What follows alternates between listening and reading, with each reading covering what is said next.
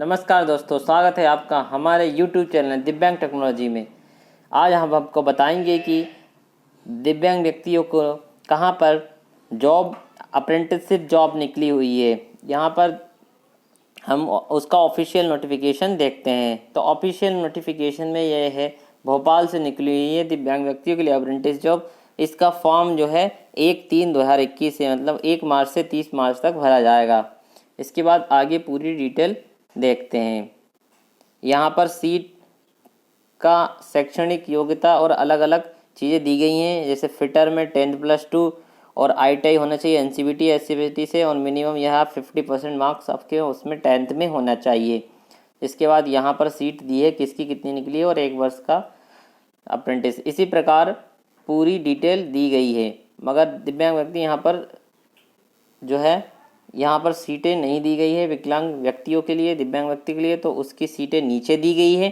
तो नीचे देखते हैं कि सीटें कहाँ पर दी गई हैं। पहले हम आयु सीमा इसकी देख लेते हैं। आयु सीमा जो है यहाँ पर 15 से 25 वर्ष आयु सीमा दी गई है, 15 से 24 वर्ष। तो देखिए यहाँ पर, और इसके अतिरिक्त 10 साल आपको छूट दी जाएगी जो विकलांग व्यक्ति हैं। इसके अदर यहाँ पर कैटेगरी वाइज दी जाती है। इसके बाद फीस, यहाँ पर कोई फ़ीस नहीं लगेगी। महिलाओं और दिव्यांग व्यक्तियों के लिए किसी प्रकार की फ़ीस नहीं लगेगी। इसके बाद यहाँ पर पोस्ट कितनी निकली है और कौन कौन से विकलांग के लिए निकली है वो देखते हैं। 3% यहाँ पर आरक्षण रहता है विकलांग लोगों को। तो यहाँ पर फिटर की 1 निकली है, वेल्डर की 1, इलेक्ट्रीशियन की 1 और कारपेंटर की 1 निकली हुई है। मतलब टोटल मिला के यहाँ पर 1 2 3 4 पोस्ट निकली हुई है। इसके बाद आगे आपको और डिटेल इसकी देते हैं कि 4 पोस्ट में कौन कौन सी कैटेगरी लागू हो सकती है। तो यहाँ पर देखिए कि ये जो वेल्डर और इलेक्ट्रीशियन में कौन कौन सी कैटेगरी चल सकती है। जैसे वेल्डिंग और इलेक्ट्रीशियन में हियरिंग हैंडीकेप, एम्पेयरमेंट DHH है ना। इसके बाद लोकोमोटिव डिसेबिलिटीज़, फिटर में विजुअल चल सकता है। इसी प्रकार फिटर में विजुअल चल सकता है ना। ब्लाइंड चल सकता है, hearing impact, locomotive disability, 1 leg, both leg, LC DC, ये AA। और कारपेंट्री में क्या क्या चल सकता है, OL और HH चल सकता है, मतलब 1 लेग और हेयरिंग हैंडीकेप यहाँ पर चल सकते हैं। तो यहाँ पर अब फुल फॉर्म भी दी गई है। आप अपना जिस भी कैटेगरी में आते हो उसके बारे में यहाँ डिटेल देख सकते हो, उसका फुल फॉर्म देख सकते हो और उसे अप्लाई कर सकते हो। इसके बाद आगे देखेंगे, आप आरक्षित में ही भरे। जहाँ पर आप सीट जिसमें आरक्षित है जिस भी ट्रेड के लिए, उसी में फॉर्म भरना है आपको दिव्यांग व्यक्तियों को। अन्यथा और किसी में फॉर्म भरा तो आपका रिजेक्ट कर दिया जाएगा और आपको 3% आरक्षण है। स्टाइपेंड दिया जाएगा आपको हर महीने। और चिकित्सक मानक आपके पास होना चाहिए। चिकित्सा सर्टिफिकेट, आप हेल्थ फिटनेस आपको बनाना पड़ेगा, वो आपके साथ इसके साथ संलग्न होगा। और आप आवेदन कहाँ पर कर सकते हैं, ये देखो www.mponline.gov वेबसाइट पर जाकर, होम पेज पर जाकर आप आवेदन कर सकते हैं। इसके बाद आधार होना भी अनिवार्य है। यहाँ पर लिखा है आधार होना चाहिए आपके पास, है ना। नाम, पिता का नाम 10वीं के अनुसार होना चाहिए और ITI प्रमाण पत्र में अन्य सेम होना चाहिए। मतलब आपका ITI में पहला तो 10th में, फिर ITI में जो है आपका नाम सेम होना चाहिए, है ना। गलत इस नहीं होना चाहिए। यहाँ साफ साफ लिखा है कि दोनों में समान होना चाहिए और ID प्रूफ में भी आपका समान होना चाहिए, है ना। ये तो सभी के लिए रहता है दिव्यांग व्यक्ति। अगर आपको जॉब चाहिए गवर्नमेंट में तो आपका नाम बिल्कुल सही होना चाहिए, एक स्पेलिंग के अनुसार सही होना चाहिए। और यहाँ पर 10वीं के प्राप्त अंकों के हिसाब से यहाँ पर लिखा है कि मेरी लिस्ट बनाई जाएगी।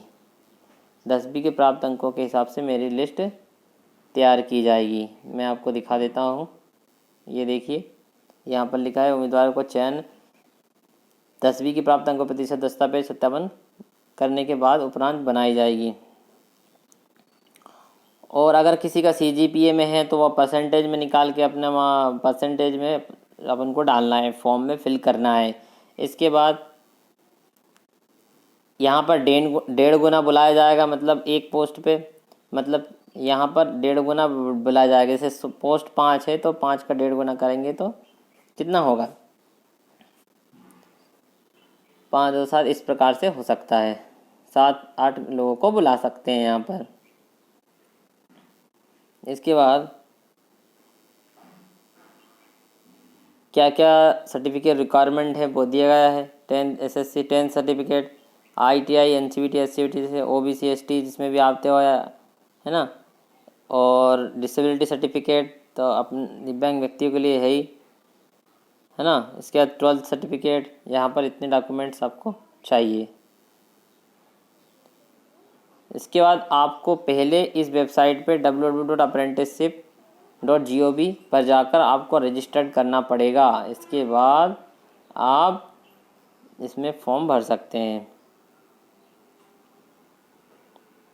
दस्तावेज के सत्यापन इसी पे होगा। दस्तावेज के लिए सभी आपको ओरिजिनल ले जाना है।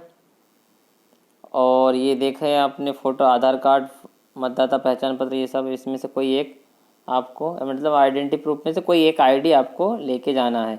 और यहाँ पर लिखा है कि रेलवे नियुक्ति की गारंटी नहीं करता, मतलब आपको प्रशिक्षण देगा 1 साल की, मगर आपको नियुक्ति हो ना हो ये निश्चित नहीं है। इसके बाद हम देखते हैं email ID होना चाहिए, नाम नंबर सब होना चाहिए। तो सभी को पता है कि क्या क्या एक फॉर्म भरने के लिए क्या क्या चीज़ों की आवश्यकता होती है। और यहाँ पर आप अपनी सूची जो है कहाँ से देख सकते हो, यहाँ से www.wcrindianrailways.gov.in पर आप देख सकते हो, या MP ऑनलाइन www.mponline.gov से आप यहाँ से अपनी जो चयन सूची, इतने व्यक्ति चयन हो जाएंगे उनकी सूची यहाँ पर डाल दी जाएगी। और यहाँ पर देख सकते हैं आप फॉर्म ऑफ कास्ट सर्टिफिकेट का फॉर्म है, फॉर्मेट है ऐसा होना चाहिए। इसके बाद OBC वाला फॉर्मेट दिया है। और यहाँ पर